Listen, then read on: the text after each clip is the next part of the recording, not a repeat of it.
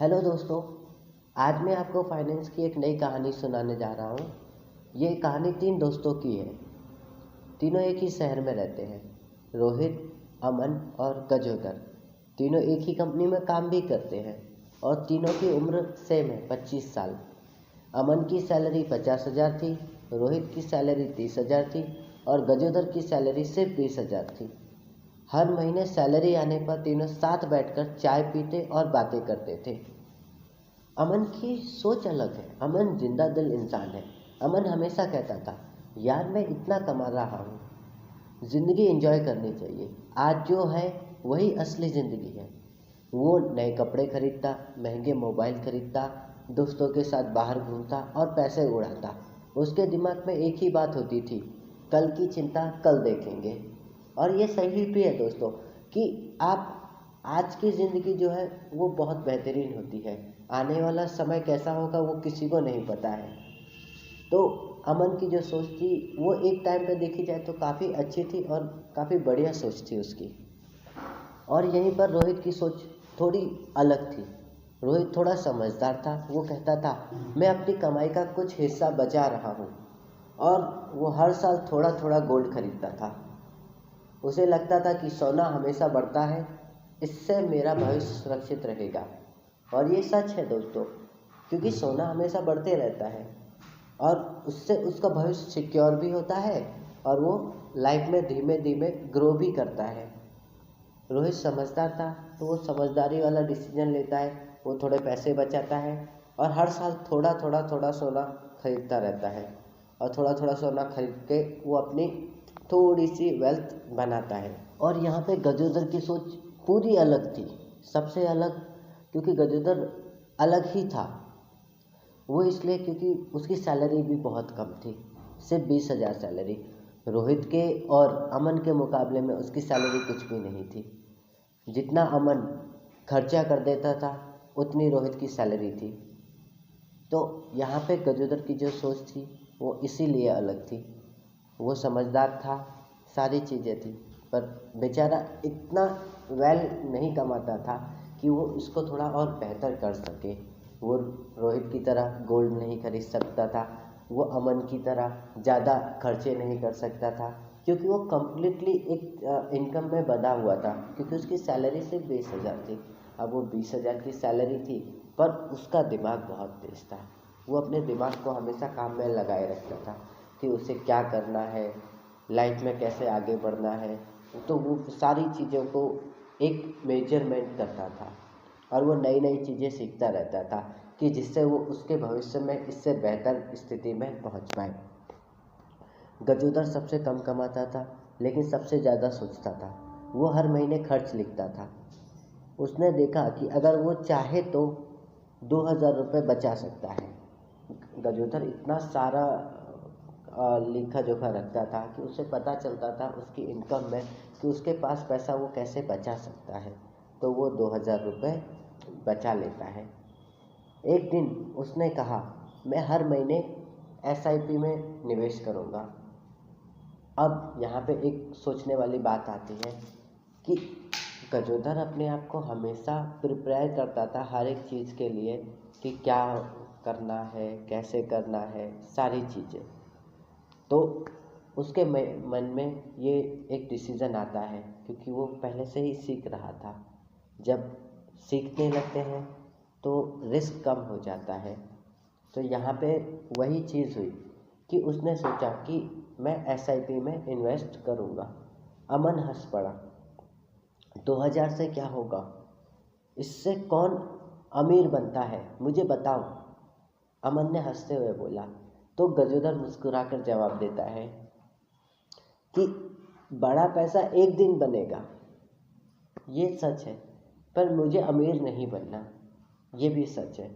मुझे सिर्फ छोटे छोटे पैसों को जोड़ना है ताकि वो मेरा भविष्य में काम आ सके। बस मुझे इतना करना है, इसलिए मैं एसआईपी करूँगा, मुझे अमीर नहीं बनना। इतनी बात कह के गजोदर इस बात को आगे के लिए छोड़ देता है। अमन देखता रहता है कि हाँ, ये अच्छी बात है, पर अमन का मानना कुछ और था कि चलो ठीक है, कोई नहीं। और यहीं पे रोहित भी सोचता है कि अरे ये चीज़ हो तो अच्छी है पर अमाउंट काफ़ी छोटा है। फिर रोहित सोचता है खैर जाने दो, मैं तो गोल्ड में ही हूँ, मैं गोल्ड में इन्वेस्ट करता हूँ तो मैं गोल्ड में ही इन्वेस्ट करूँगा, मुझे और किसी चीज़ में इन्वेस्ट करने की ज़रूरत नहीं है। तो यहाँ पे सभी लोगों की सोचें अलग, सभी लोगों के डिसीजन अलग, और सभी लोग अपनी लाइफ में अलग अलग तरीके से जी रहे हैं, अलग अलग तरीके से इंजॉयमेंट कर रहे हैं। तो दोस्तों समय बीतने लगा, साल गुजरते गए। अमन की ज़िंदगी बाहर से चमकदार थी लेकिन अंदर से खाली थी। उसके खर्च बढ़ते गए, ईएमआई बढ़ती गई, क्रेडिट कार्ड का बिल बढ़ते गया। रोहित को गोल्ड से थोड़ा फ़ायदा मिला लेकिन महंगाई भी बढ़ती गई। जो फ़ायदा हुआ वो महंगाई खा गई। और यहाँ पे एक चीज़ बहुत अच्छी है और सोचने वाली है कि देखिए अमन ने क्या किया। अमन सेविंग्स नहीं करता था, खर्चे बहुत करता था। वो आज का बंदा था, वो आज में ही जीना चाहता था कि उसे कल की कोई चिंता नहीं थी कि कल क्या होगा। सो उसने उसकी ज़िंदगी आज के हिसाब से जी, और आगे चल के वो कर्जे में फंस गया और उसके ऊपर कर्जा भी है। जॉब तो है, जॉब कर रहा है सारी चीज़ें, पर अब वो परेशान रहता है क्योंकि उसके खर्चे ज़्यादा हैं। अब वो खर्चे कम नहीं कर पा रहा है, अपनी चीज़ों को छोड़ नहीं पा रहा है, उसकी आदतें वो बदल नहीं पा रहा है। वही रोहित डिसेंट लड़का था। उसने गोल्ड में इन्वेस्ट किया, सारी चीज़ें करी और वो लाइफ को बैलेंस लेके चल रहा था और उसकी लाइफ बैलेंस थी। मगर फिर भी यहाँ पे एक चीज़ थी जो उसे भी डरा देती थी, जो डरा रही थी वो थी महंगाई। वो इन्वेस्टमेंट तो करता था लेकिन महंगाई को वो मार नहीं पाता था। जितना उसका गोल्ड उसे प्रॉफिट देता उतनी ही महंगाई बढ़ती।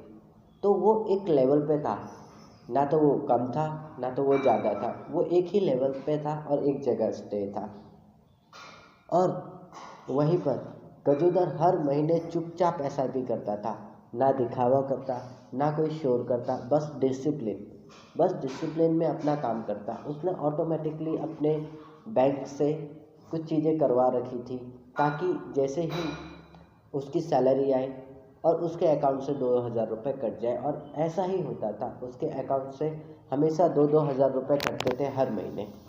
15 साल बाद तीनों की मुलाकात एक शादी में हुई। अमन थका हुआ लग रहा था, उसके चेहरे पर तनाव था। रोहित साधारण सी जिंदगी जी रहा था लेकिन गजोदर अलग ही नज़र आ रहा था। उसके कपड़े अच्छे थे, चेहरे पर सुकून था।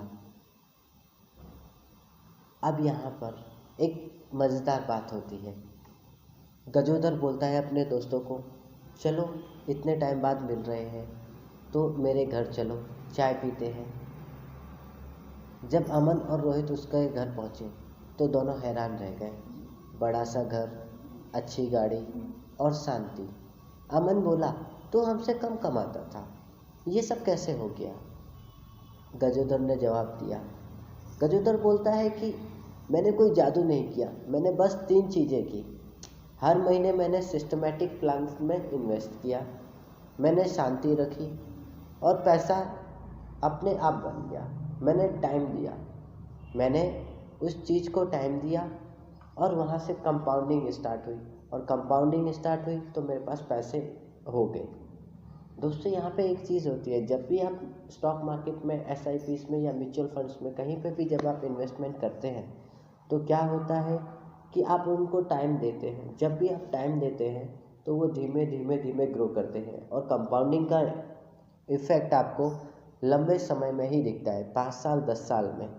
और 5 साल 10 साल में ही आपकी वेल्थ क्रिएट होती है। और यहाँ पे वैसा ही हुआ, कंपाउंडिंग ने अपना मैजिक दिखाया और गजोदर की वेल्थ बढ़ गई। तो यहाँ पे एक चीज़ सीखने वाली है दोस्तों। गजोदर बोलता है, अगर तुम रोज़ 100 भी बचाते हो, सिर्फ 100 रुपये भी बचाते हो तो आप आपके भविष्य को बदल सकते हो।